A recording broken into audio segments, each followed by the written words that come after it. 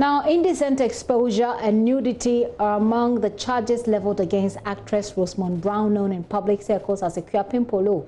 The actress has since apologized for the picture and posting it on social media as part of the boy's 7th birthday. But the police has invited her for what they say is part of their investigations.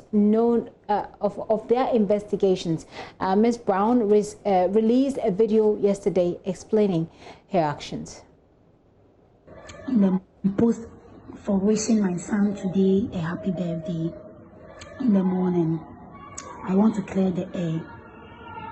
And we all know that I'm an artist, and anything I post on my page is a message out there.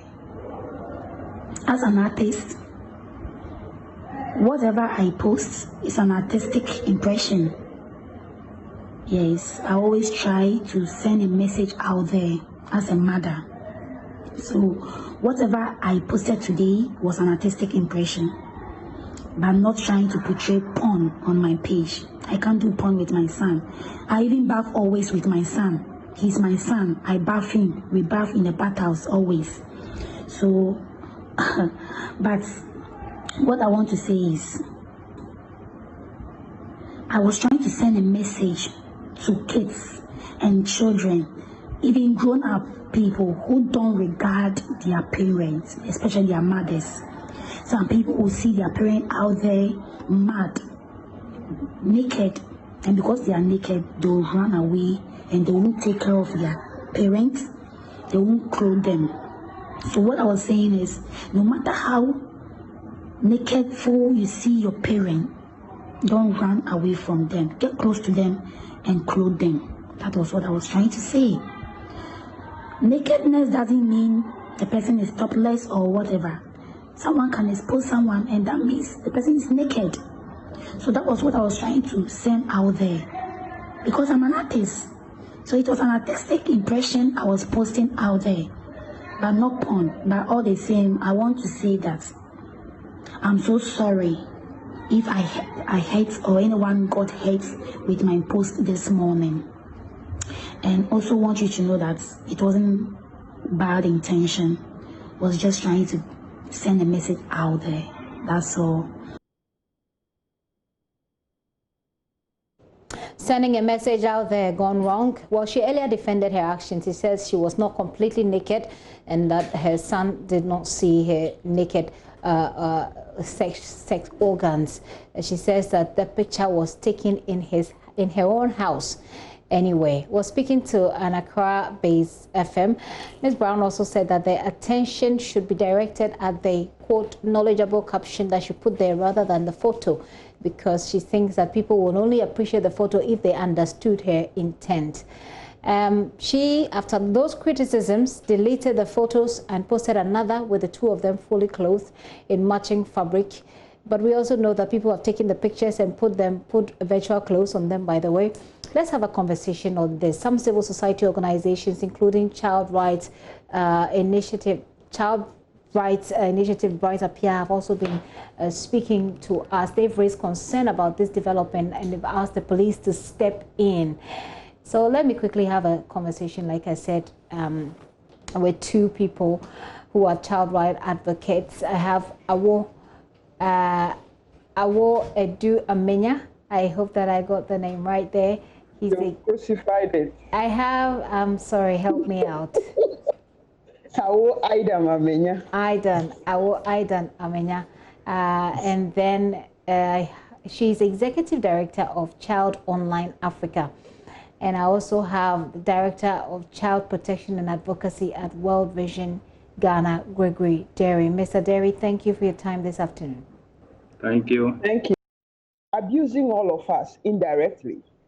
So abusing children in addition is what she's been taking on for now. So as much as possible, I think the police should do their work, but then I want to hope that they will do it with consideration, because from where I sit observing, it looks like she has an issue, and that is psychological and it has to be tackled.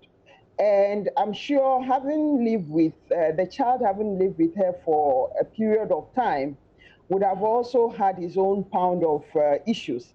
So again, the child must also be taken through some recovery and reintegration process. So I feel that the right step is for the police to step in, and then we set apart the issues and tackle them as they unfold. Okay. Let me bring you in, Mr. Derry. We were actually already built to have a conversation with you on parenting. And so this is a very interesting coincidence, Mr. Derry. And so let me take your thoughts on it. Yeah. This, she says, is a mother-child relationship. She says she's been taking showers with the child. I mean, this is very normal. Isn't that what it is? Good afternoon to your cherished viewers. Yes, it is a mother-child relationship, but this mother and child live in a country that is governed by the rule of law. We have legal processes and regulations that guide our conduct as civilized people. So in that respect, our laws provide, when you pick the Children's Act, it is very clear what it is. You pick our Criminal Code or Criminal Offences Act, it is very clear what it is. You pick the Electronic Transaction Act, it is very clear what it means when you are publishing such kind of documentaries about your child, you know. So it goes beyond just assuming that you have the right to do anything that you like at any time. But obviously, as parents, every parent wants the best of his or her child. So the question we need to ask is, what we are doing with our children today, will we be happy for our children to see same in the next 7 to 10 years? Will this child be happy to see those features? Okay, we are forgetting that we live in a society, we live in an environment where people are relating. If you study child development, it tells you that a child between 7 and 10 years is at the peak of mental development. These children are building relationship, complex relationships, they are building their academic abilities, you know, there's peer pressure and other things. So the environment in which they live alone should tell you that please be careful what you are putting out there. The child goes to school or goes to church or meets her colleagues and they begin to tease her. They begin to ridicule her. This is how your mother is. This is how your family is. It begins to affect the whole psyche of that child. How the child is able to relate and develop academically or even develop in the society. So it is beyond just an issue of being a mother and bathing with the child. Yes, we know women in the communities bath with their children, but they do that with the consciousness of age appropriateness. This is a 7-year-old child who is beginning to develop and know himself as a boy or as a girl, and beginning to identify some feelings and some unique features around themselves. How do you do that? Okay, so it is something that should be condemned in no uncertain terms. And I am very happy that the police are moving swiftly on this. I believe there are many more of such people out there. They claim to blame it on ignorance, but ignorance is not an excuse of the law. Okay. You need to know, and especially saying that she's an artist, you should know better. So, okay, so in the face of as somebody who is promoting positive okay, yeah. Sorry, I think your television sound, the sound on the television may have to go down a little bit for me so that you can hear me through the device. So in the face of these facts that you put out there about what the law says, the Children's Act, for example, which, and if the police wants to go further into this, which of these laws or the Children's Act, which parts of the Children's Act do you reckon she has breached with her action? Yeah. The Children's Act talks about the best interest of the child. Then you go to the Criminal Offences Act about child sexual abuse. Okay. Then when you go to the Electronic Transactions Act, it also talks about child sexual abuse, publication of such materials. And these acts are punishable by a minimum of 7 years and a maximum of 27 years. They are not just mere misdemeanors. They are not small cases that people should be joking with. Interesting. So child sexual abuse and then publication of such material, you're looking at 7 to 27 years. Yes. Okay. Let me bring in into this part of the conversation. Now, we're wrapping up shortly, but I want to find out, you talk about psychological help for her and her child. Yeah. But then from your search and from your work in your area, how prevalent will you say this issue is? Are parents gradually becoming complicit in not just cyber abuse of children, but also perhaps unconsciously exposing their children to harm or putting them in harm's way? Gifty, the truth of the matter is that most children are being put in harm's way for money, which is deliberate. And very few would say that they are ignorant about things, because if you hear the narration from a lot of parents, they do say that, oh, children of today, they seem to know blah, blah, blah, blah, blah. So if you're making such pronouncements, obviously you know the trend of things. But the unfortunate thing is that it doesn't look like our laws are biting them enough.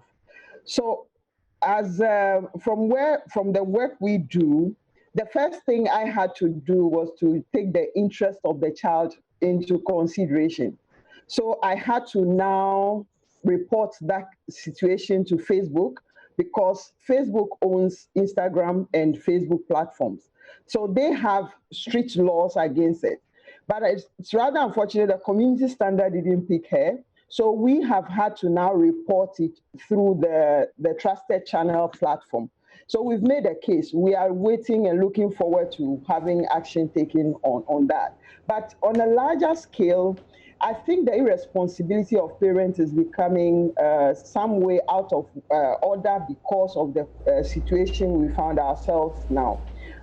WhatsApp platform is for 16 years old and above. Facebook is for 13 years old and above. Instagram is for 13 years old and above.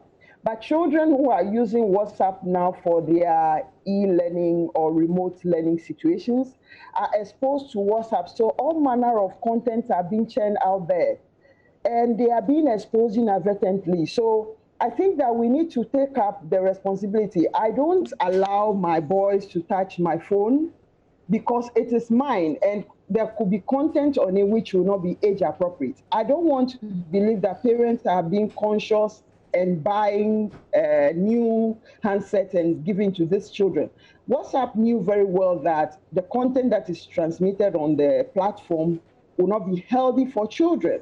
So they set the age limit. But it looks like we are flouting all of it out of laziness, because somebody doesn't want the teacher to send an assignment when she is on a call or she is having a conversation. So laziness, you place the phone with the child to access the device, which is wrong. So I think we need to take up our parenting seriously. We also need to have our laws bite. Because this lady in question, if she should be taking on, she has to be taking on beyond the situation. If you visit her Instagram page, you can see what is there. It is just so bad. And she and a couple of other socialites, it looks like there's something. That is why I'm looking at it from the psychological side, because the clicks and the likes have gotten into her head. So if she posts something and she doesn't get likes, it looks like she's not okay. So she has to do it in such a way that the ignorant followers she has would give her the kind of likes that she wants just for her to be satisfied. So that is something psychologically wrong with her. That has to be looked at. And then the child has to also be attended to. Okay. Let me come to you, Mr. Derry. Like I said, we're wrapping up this, so if we can get that briefly. World Vision has been carrying out some monitoring during this COVID period. You stress on the need for good parenting. What did you find in that you're monitoring?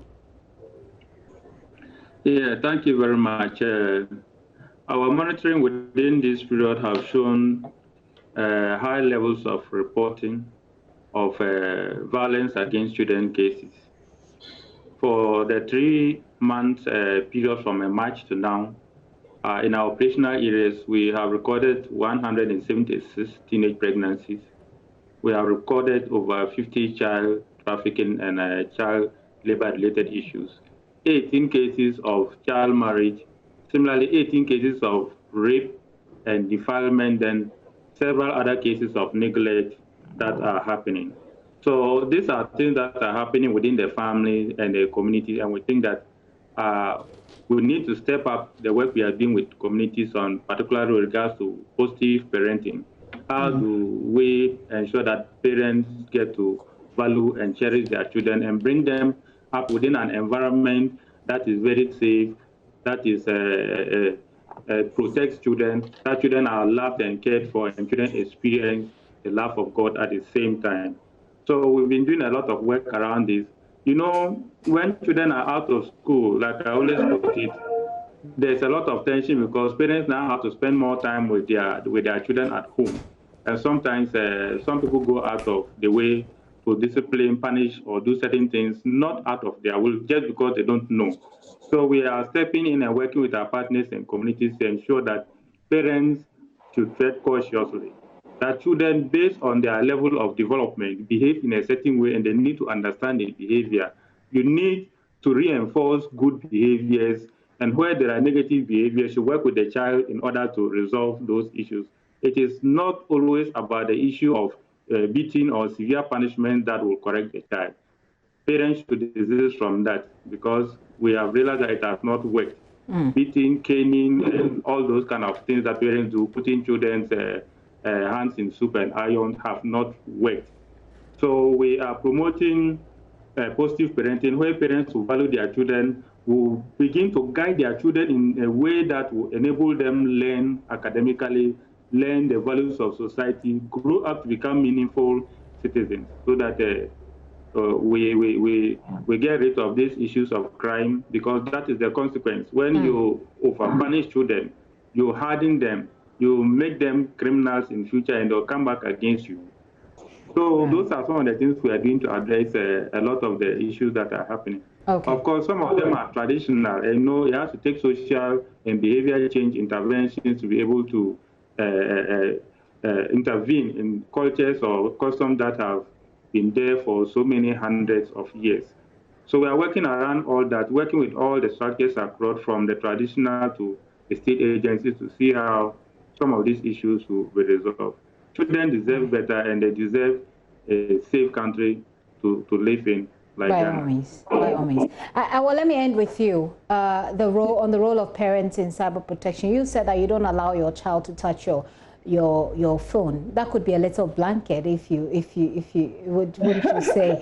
No, because there will be the need for them to touch it. No. When I say that, it doesn't mean that they don't touch it at all. But then, in terms of usage, so they have their own platform that they use. Yes. Okay. Maybe I can afford, but for somebody who cannot afford it, it's important you safeguard. Very well. So safeguarding requires that you supervise the way they use it and all of that. But then maybe before you lock me out, let me just put it out. Should anybody come across inappropriate content of a child online, the link can be sent. I just got, I saw that Facebook has dealt with the situation. And should anyone see it again, kindly send the link to email@childonlineafrica.org, and we'll escalate it for action to be taken. Thank you so much, ladies and gentlemen, for joining today's conversation. I hope that some parents have taken cues out of this. I really sincerely hope that this works, and I hope that if there is any help that this boy needs, he gets it. And if there's any action the law should take, it does.